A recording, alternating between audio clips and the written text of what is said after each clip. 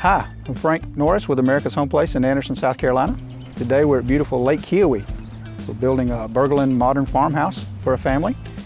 They don't have a lake lot. They're only a couple minutes away from the boat ramp. So they've done some customization to their house by putting the vaulted ceilings, which gives the appearance and the feel of a larger room. They've added tray ceilings in their bedrooms. Gives you that same feeling of a much larger space.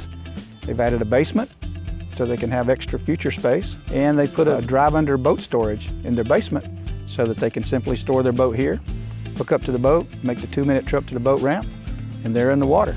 Bring it back when they're finished and safely store it in their basement. So if you're interested how you could make some modifications to your Berglund farmhouse, visit americashomeplace.com, and thanks for watching.